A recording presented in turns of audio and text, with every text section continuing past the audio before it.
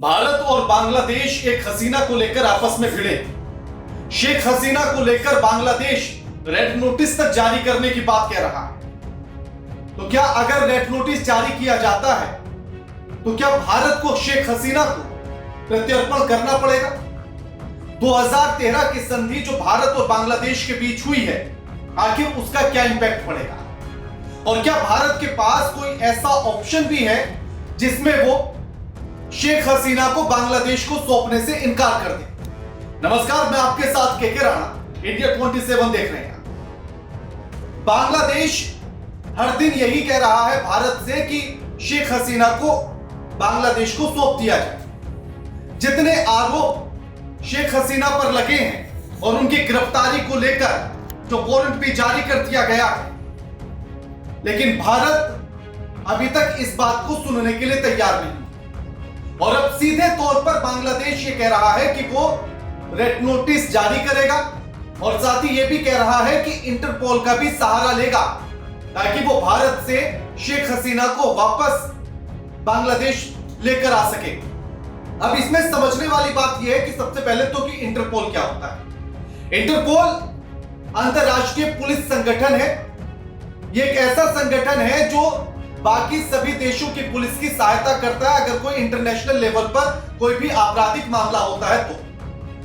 लेकिन अगर इंटरपोल इस संगठन में जो देश शामिल होंगे सिर्फ उन्हीं को लेकर ही जो है ये हेल्प करेगा। लेकिन इसमें एक सबसे बड़ा पॉइंट ये होता है कि आखिर इंटरपोल से मदद लेने को लेकर भी तमाम नियम है। अब इसी में एक सबसे पहले तो ये जानना जरूरी है कि आखिर बांग्लादेश के भीतर शेख हसीना पर आरोप क्या क्या लगे। जो गिरफ्तारियां जिन मामलों को लेकर जारी की गई है, आखिर उसमें कौन कौन से मामले हैं?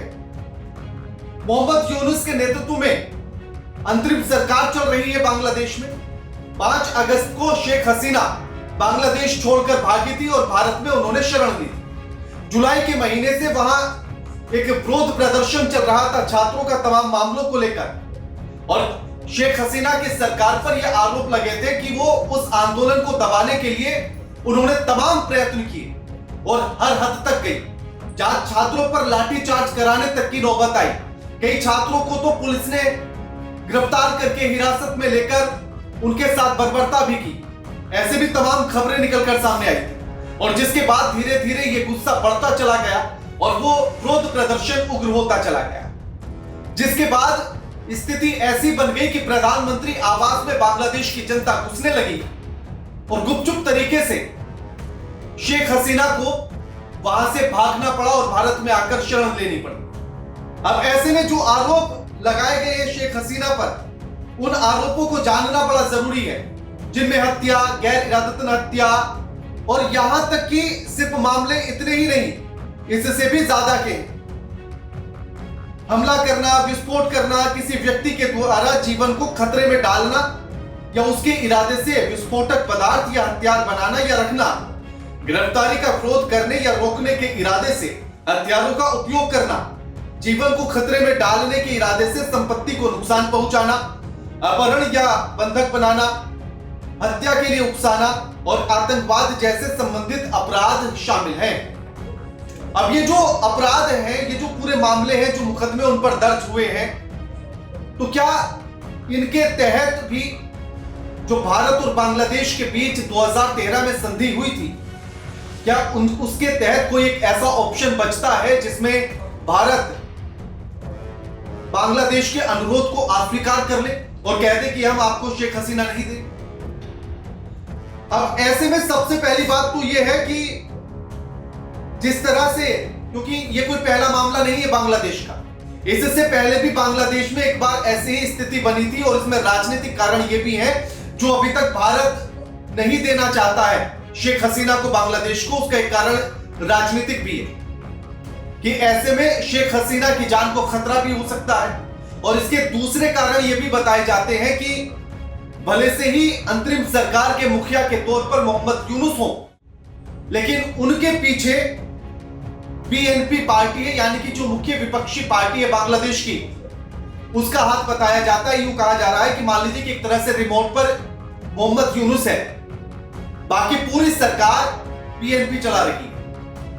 अब ऐसे में अगर शेख हसीना को बुला लिया जाएगा, वो भी तब जब अभी तक कोई चुनाव का ऐलान नहीं हुआ है। अब ऐसे में इतने सारे मुकदमे दर्ज करा दिए गए, तो उन्हें बुलाया जाएगा, गिरफ्तार किया जाएगा और सीधा जेल में डाल दिया जाएगा। हो सकता है कि उनकी जान भी इसमें चली जाए। यानी कि सीधे तौर पर यह माना जा रहा है कि जितने भी बड़े चेहरे हैं, विपक्षी पार्टी उन्हें खत्म करना चाहती है ताकि चुनाव में आसानी हो जाए, और इसीलिए भारत सौंपना नहीं चाहता। दूसरा, आप याद कीजिएगा 1975 का समय, 1971 में जब बांग्लादेश की आजादी का ऐलान किया गया, और जहां से उसकी आजादी का ऐलान किया गया था, वहीं पर उसके राष्ट्रपति और राष्ट्रपिता की हत्या उसी जगह पर कर दी जाती। इसी तरह से जैसे आपने 5 अगस्त के आसपास जो हिंसक भीड़ देखी थी, उसी तरह की एक भीड़ थी जिसने मुजीबुर रहमान की हत्या कर दी थी उन्हीं के घर में घुसकर। उसके पीछे के कारण भी कुछ वैसे ही थे जैसे शेख हसीना के थे। शेख हसीना को लेकर भी तानाशाह कहा गया, और उनके पिता को लेकर भी यही कहा गया कि वो राष्ट्रपति थे, राष्ट्रपिता जैसी उनको उपाधि मिल गई थी बांग्लादेश की। तो उसके बाद की स्थिति ये थी कि वो सेंट्रल जो पॉलिटिक्स थी उस पर उनका ज्यादा फोकस हो गया था, और उसके बाद वो ना तो स्थानीय चुनाव पर ध्यान दे रहे थे और ना स्थानीय चुनाव हो रहे थे, जिसके बाद जनता का धीरे धीरे गुस्सा फूटने लगा, तमाम नेताओं का गुस्सा फूटने लगा, और उसी गुस्से में पूरा एक आंदोलन खड़ा हुआ जिसमें सेना के जवान भी शामिल हुए, और उसी के विरोध करते करते वो इतना उग्र हो गया कि राष्ट्रपिता के घर तक, राष्ट्रपति के घर तक वो भीड़ पहुंच जाती है और उन्हें गोलियों से भूनकर मार दिया जाता है, हत्या कर दी जाती है। उस दिन शेख हसीना ने अपने परिवार के 17 लोगों को खोया था। तो इसी तरह से इतिहास बांग्लादेश का फिर से ना दोहरा दिया जाए, एक डर शेख हसीना को वापस भेजने को लेकर यह भी। लेकिन इसमें जो एक बड़ा पॉइंट है कि एक तो 15 साल का शासन, ऊपर से तानाशाही वाला उनका जो पूरा एटीट्यूड निकलकर सामने आया, जो उन पर आरोप लगे, व्यापक मानवाधिकार के हनन का आरोप लगा, हत्या, राजनीतिक विरोधियों को सामूहिक हिरासत में लिए जाने का भी आरोप शेख हसीना पर लगा।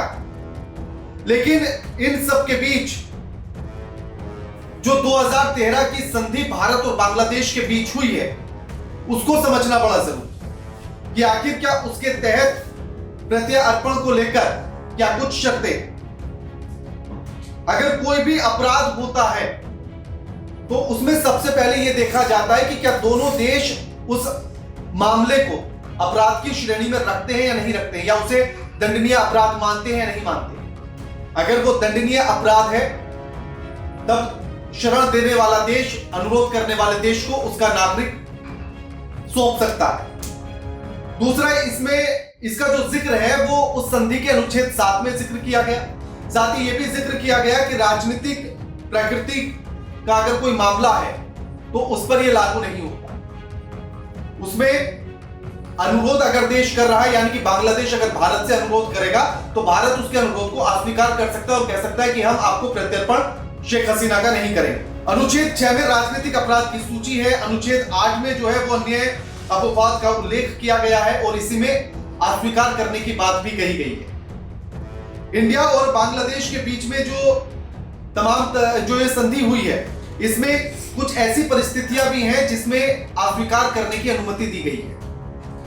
प्रत्यर्पण अनुरोध सद्भावना को लेकर, यानी कि प्रत्यर्पण की जो मांग की जा रही है वो किस भावना से की जा रही है, क्या वो न्याय के हित में है या नहीं है, इन तमाम चीजों को देखने के बाद अगर लगता है कि वो न्याय के हित में नहीं है, वो सद्भावना को लेकर नहीं है, तो उसको अस्वीकार करने की पूरी अनुमति है, पूरी छूट है, पूरी इजाजत है। अब ऐसे में दूसरा ये कि ये भी पॉइंट है कि जब वो अस्वीकार किया जा सकता है कि जिसकी आप, यानी कि जिसके प्रत्यर्पण की मांग आप कर रहे हैं, अगर बांग्लादेश किसी व्यक्ति के प्रत्यर्पण की मांग भारत से करता है और उसी के खिलाफ अगर भारत में भी कोई आपराधिक मामला चल रहा हो, तो भारत उसको प्रत्यर्पण करने से मना कर देगा। यह भी उस सूची में पॉइंट दिया गया है।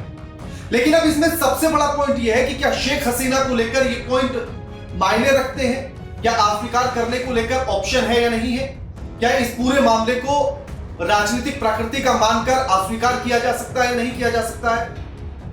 तो जिस तरह के जो मामले उन पर हैं, जिसमें हत्या, गैर इरादतन हत्या, हमला, विस्फोट करना, किसी व्यक्ति के जीवन को खतरे में डालना या उसके इरादे से विस्फोट कराना, हथियार रखना या हथियार बनाने में शामिल होना, आतंकवाद तक के मामले उन पर दर्ज किए गए। 60 से ज्यादा शिकायतें दर्ज की गई हैं मिड अक्टूबर तक उन पर बांग्लादेश के भीतर। ये इतने छोटे आरोप नहीं है या इन्हें राजनीतिक तौर पर नहीं माना जा सकता है। तो ऐसे में अस्वीकार करने की जो स्थिति है वो भारत के लिए थोड़ी मुश्किल है। इसके लिए कोई दूसरा रास्ता देखने की स्थिति पर जाना पड़ेगा भारत को। लेकिन इसी में जो एक बड़ा पॉइंट है, उसी के साथ वो पॉइंट ये भी है कि अगर आप इसमें एक दूसरी स्थिति को समझने की कोशिश करें कि राजनीतिक प्रकृति के अपराध तो इसको नहीं माना जा सकता है, लेकिन एक राजनीतिक व्यक्ति होने के बावजूद शेख हसीना इस मामले के अपवाद के अंतर्गत नहीं आ सकती है। साथ ही ये न तो मामूली आरोप है और इनमें इतना समय बीत चुका है कि इसमें अनुच्छेद 8 भी नहीं लगाया जा सकता, जिसमें यह कह दिया जाए कि हम अस्वीकार इस प्रावधान को नहीं करेंगे। और जो उन पर आरोप लगे हैं वो ना तो सद्भावना की गुंजाइश उसमें दिखती है और न्याय को लेकर भी उसमें सवाल नहीं उठाए जा सकते। इसीलिए अब दूसरा रास्ता इसके लिए खोजना पड़ेगा। लेकिन जो सबसे बड़ा पॉइंट है वो यही कि अब भारत के लिए नया रास्ता क्या, और दूसरा ये कि क्या शेख हसीना बांग्लादेश को प्रत्यर्पण कर देना चाहिए, सौंप देना चाहिए। आप हमें कमेंट करके जरूर बताइएगा कि आप इस पूरे मामले को लेकर किस तरह से देख रहे हैं। और दूसरा इसमें एक बड़ा पॉइंट यह भी कि भले से ही शेख हसीना पर तमाम तरह के आरोप लगे हों, लेकिन जो स्थिति बांग्लादेश में 5 अगस्त के बाद की बनी, क्या वो स्थिति बेहतर थी? उसमें किसको दोषी माना जाएगा, उसमें किसको दोषी ठहराया जाएगा? इन सवालों के जवाब भी क्या बांग्लादेश की सरकार देगी? हिंदुओं पर हमले को लेकर, मंदिरों पर हमले को लेकर, हिंदू लड़कियों पर जो अत्याचार को लेकर आरोप लगे थे, क्या उनको लेकर भी बांग्लादेश की सरकार जवाब देगी? और क्या इस बात की गारंटी देगी कि शेख हसीना की जान को कोई खतरा नहीं होगा? इन तमाम सवालों के जवाब बांग्लादेश की सरकार देने के लिए तैयार है या नहीं है, यह भी देखना। आप इस पूरे मामले को लेकर क्या कुछ सोचते हैं, समझते हैं, हमें कमेंट करके जरूर बताइएगा। वीडियो को लाइक कीजिएगा, शेयर कीजिएगा और चैनल को सब्सक्राइब करना मत भूलिएगा। नमस्कार।